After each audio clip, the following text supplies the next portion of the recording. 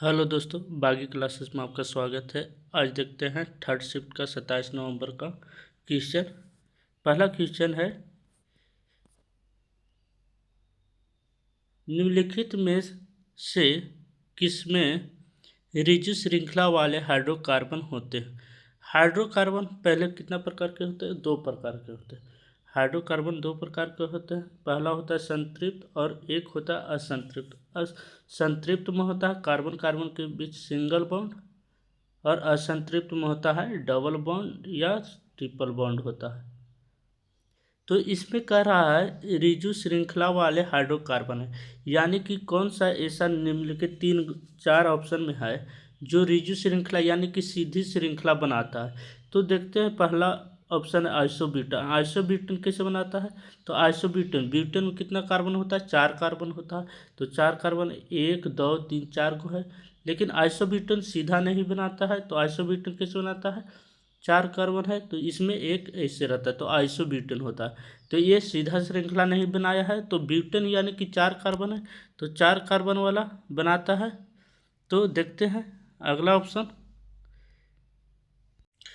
अगला में है, देखते हैं अगला में है क्या है। तो ब्यूटेन, ब्यूटेन 4 कार्बन वाला होता है। तो ऑप्शन डी में देखते हैं, ब्यूटेन 4 कार्बन, तो 1 2 3 4। तो ये रिज्यू श्रृंखला बनाई यानी कि सीधा बनाता है। तो ऑप्शन डी आंसर हो जाएगा। अगला क्वेश्चन देखते हैं, किसी मेज पर मंद आघात करने पर उत्पन्न ध्वनि के मृदु होने का क्या कारण है। आवाज़ को अगर मृदु मतलब कि आवाज़ धीमा होता है, उसका क्या कारण है? अगर पहला तो देखते हैं, आवाज़ मोटा पतला किसके कारण होता है? तो आवृत्ति के कारण होता है। आवृत्ति के कारण आवाज़ मोटा पतला होता है, यानी कि तरत्व जिसका अधिक होगा उसका आवाज़ पतला होगा और जिसका तरत्व कम होगा उसका आवाज़ मोटा होगा। और आवाज़ धीमा और ज़्यादा कैसे होता है? तो आयाम से होता है। जिसका आयाम बढ़ेगा उसका आवाज़ भी ज़्यादा होगा। तो कह रहा है मृदु होता है, ध्वनि मृदु होने का कारण क्या है? यानी कि आयाम उसका कम है। तो आयाम कम है, कंपन का आयाम छोटा होता है। तो ऑप्शन डी सही हो जाएगा। अगला क्वेश्चन में बोल रहा है, एकल फसल खेती की तुलना में अंतराशयन किस प्रकार लाभदायक है। इसका मतलब कह रहा है कि एकल फसल खेती में तुलना में अंतराशयन मतलब क्या होता है?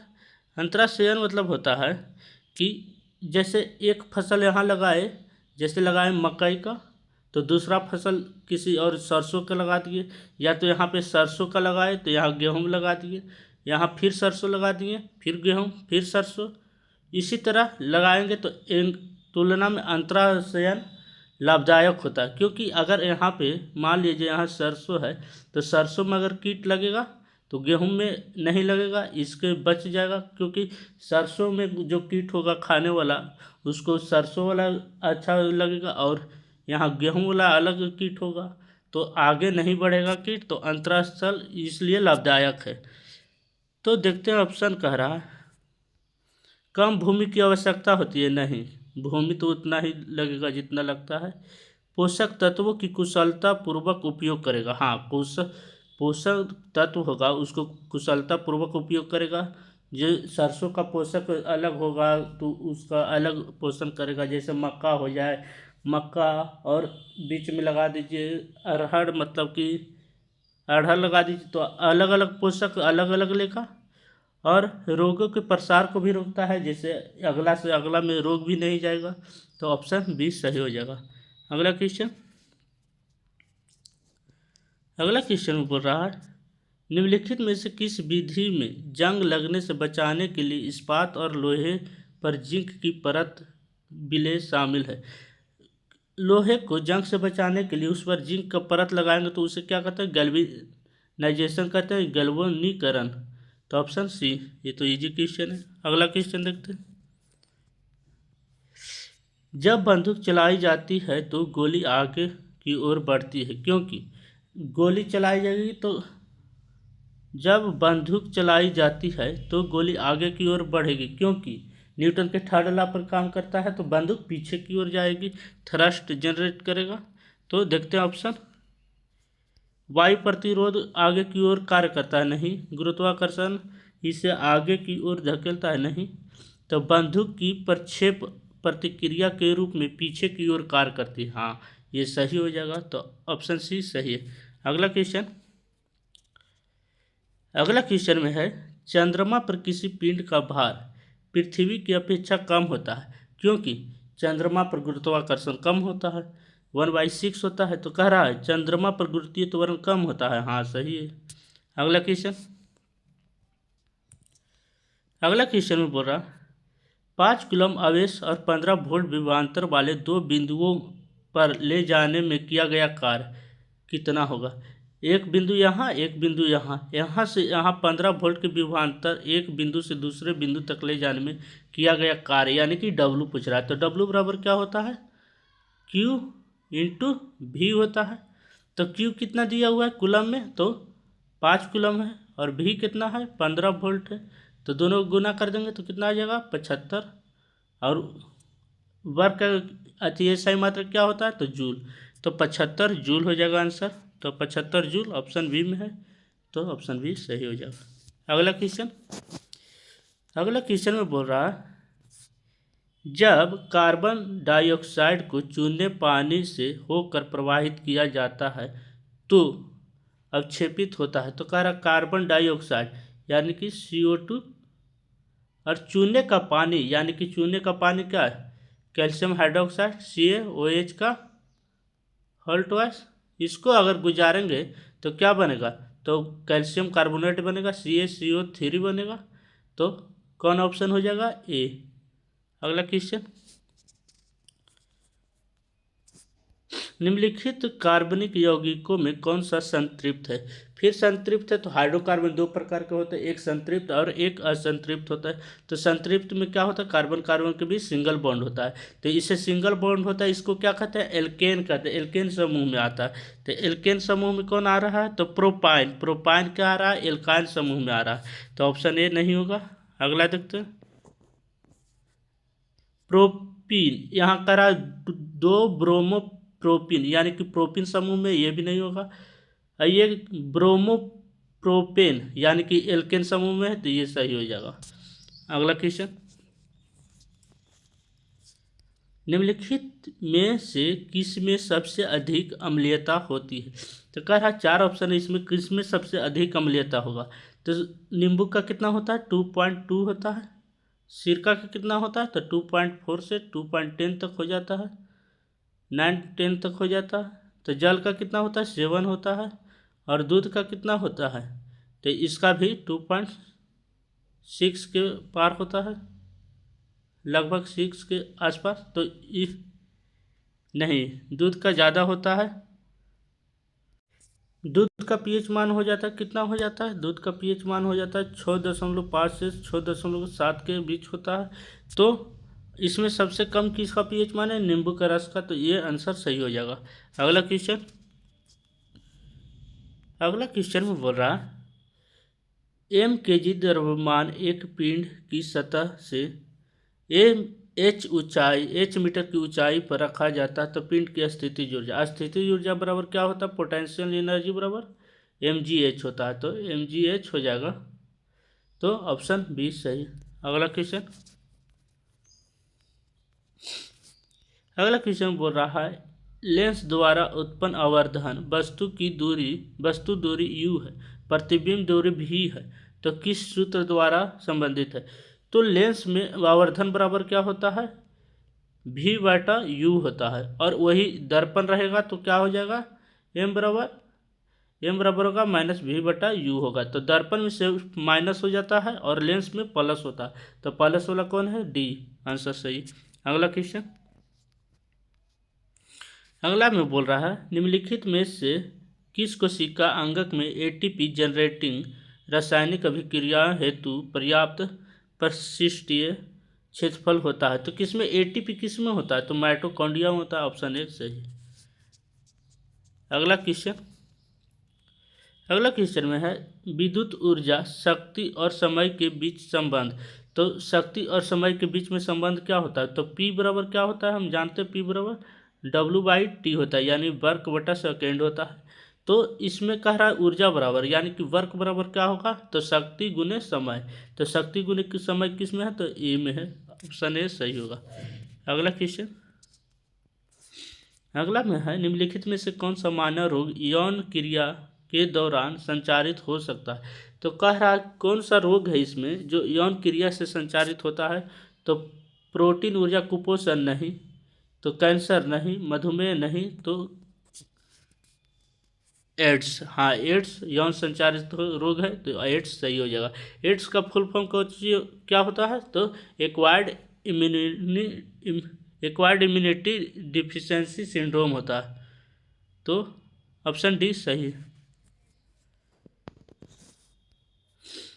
सामान्यतः किस पोषी स्तर पर जीवों की संख्या सबसे कम होता है। तो जीवों की संख्या सबसे अधिक कहाँ होता है, तो प्रथम पोषी स्तर यानी उत्पादक पर सबसे अधिक होता है। तो सबसे कम कहाँ होगा, तो तृतीय पोषी उपभोक्ता पर होगा। अगला क्वेश्चन, अगला में बोल रहा है निम्नलिखित में से कौन सा सबसे तेजी से विसरण को दर्शाता है। तो कह रहा है नीचे ऑप्शन है उसमें से कौन सबसे तेजी से विसरण को दर्शाता है। तो विसरण क्या होता है, किसी पदार्थ के कण को स्वतः ही मिलना, यानी उच्च सांद्र से निम्न सांद्र की ओर बढ़ना, क्या कहलाता है, विसरण कहलाता है। तो एक ही पदार्थ के, जैसे ठोस में ठोस, तो उसमें बहाव का गुण होना चाहिए, तो ठोस में बहाव का गुण नहीं है। तो द्रव में ठोस नहीं, ये भी नहीं होगा, तो ये भी नहीं होगा। तो गैस में गैस, हाँ गैस में गैस एक ही कण है और बहाव का गुण है और ये बह सकता है, तो विसरण इसमें सबसे अधिक होगा, गैस में गैस। अगला ऑप्शन, अगला बोल रहा है गैस में द्रव, ये भी नहीं होगा। अगला क्वेश्चन है निम्नलिखित में से कौन सा प्रक्षेपण सर्वोत्तम रूप से इसकी व्याख्या करता है कि द्रवों का आयतन निश्चित होता है लेकिन इसकी आकृति निश्चित नहीं होती है। तो कौन करता है, द्रवों का कौन सा प्रक्षेपण रूप से सही व्याख्या करता है, द्रवों के बारे में पूछ रहा है। तो यह एक ठोस का टुकड़ा किसी भी पात्र में अपनी आकृति बनाए रखता है, नहीं। जल अपने पात्र की आकृति ग्रहण कर लेता है लेकिन इसका आयतन वही बना रहता है। तो हाँ, यही सही हो जाएगा, क्योंकि उसका आयतन निश्चित होता है, आकार अनिश्चित होता है, जिसमें रखेंगे उसी का आकार ले लेगा। तो ऑप्शन सी सही हो जाएगा। अगला कि बॉल सही होगा ऑप्शन। अगला क्वेश्चन, निम्नलिखित में से कौन सा पादप पर्ण के कोरों पर मुकुलन द्वारा अलैंगिक रूप से पुनरुत्पादन करता है।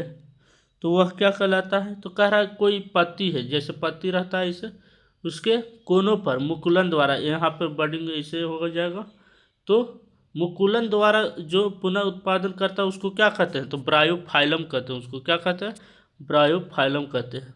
ऑप्शन सी सही होगा। अगला क्वेश्चन, अगला क्वेश्चन में है एक उत्तल दर्पण ध्रुव और वक्रता के बीच की दूरी 40 सेंटीमीटर है। इस दर्पण के ध्रुव और फोकस के बीच की दूरी कितना होगा। तो उत्तल दर्पण है, उत्तल दर्पण में फोकस वगैरह इधर होता है, तो फोकस, तो कह रहा पोल यहाँ और पोल और वक्रता केंद्र के बीच की दूरी कितना है, 40 मीटर है, 40 सेंटीमीटर है। तो कह रहा फोकस कहाँ होगा, तो फोकस वक्रता केंद्र के आधा होता है, यानी कि यहाँ होगा। तो वक्रता केंद्र का आधा यानी कि 40 का आधा कितना होगा, 20, और उत्तल दर्पण है तो इसमें हमेशा पॉजिटिव होगा, तो 20 सेंटीमीटर। अगला क्वेश्चन, HIV संचरण के संबंध में निम्नलिखित में से कौन सा कथन सत्य है। HIV एरोसोल के माध्यम से संचारित हो सकता है, नहीं, एरोसोल से नहीं होता। HIV यौन क्रियाओं से संचारित हो सकता है, हाँ यौन क्रियाओं से संचारित होता है। तो HIV ऑप्शन बी सही होगा। HIV का फुल फॉर्म क्या होता है, human immunity defence, human immuno virus होता है। अगला क्वेश्चन, निम्नलिखित में से कौन सा गैसों का एक अभिलक्षण है। गैसों का एक अभिलक्षण क्या है? तो कहता है कोई निश्चित आकार नहीं, हाँ निश्चित आकार नहीं, लेकिन आयतन निश्चित होता है। तो ऑप्शन ए सही हो जाएगा। गैस, लेकिन बोल रहा है गैस, गैस में क्या होता है? नहीं, इसमें आयतन भी निश्चित नहीं होता, आकार भी निश्चित नहीं होता, तो इसमें दोनों नहीं होता है। ये द्रव बोलता तो ये सही हो जाता। इसमें बोल रहा है संपीड़ित लेकिन द्रव नहीं, नहीं तो कोई निश्चित आकार और कोई निश्चित आयतन नहीं, हाँ तो निश्चित आकार भी नहीं होता है न आयतन होता है, तो ऑप्शन सी सही होगा। या अगर द्रव पूछता तो ये होता, लेकिन गैस बोला तो ये होगा। अगला, माइटोकॉन्ड्रिया इसलिए विशेष है क्योंकि इसमें स्वयं डीएनए और राइबोसोम पाए जाते हैं। इस आधार पर उसके क्या कार्य है? तो कह रहा है इसमें स्वयं का डीएनए और राइबोसोम होता है। तो राइबोसोम क्या निर्माण करता है? प्रोटीन का निर्माण करता है। तो और डीएनए पावर हाउस, नहीं, माइटोकॉन्ड्रिया पावर हाउस कहलाता है। तो माइटोकॉन्ड्रिया को तो सबसे पहले पावर हाउस कहते हैं, यानी कि ऊर्जा के गृह कहते हैं। और डीएनए, ये डीएनए एक लक्ष्य माता से पिता में लक्षण वंशगति जाता है तो डीएनए ट्रांसफर होता है। तो राइबोसोम पाया जाता है इसलिए क्यों विशेष कार्य करता है? तो ये कुछ प्रोटीन खुद बनाता है, यानी कि अपने स्वयं के कुछ प्रोटीन बनाता है।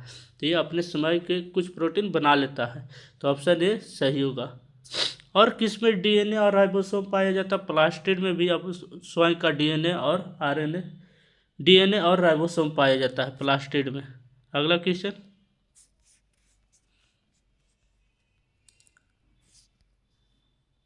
एक कार विरामावस्था से चलना शुरू करता है, 5 सेकेंड तक समान रूप से 2 मीटर पर सेकेंड स्क्वायर की त्वरित होती है, तो अंतिम वेग निकालने के लिए फॉर्मूला होता है v बराबर u प्लस ए टी।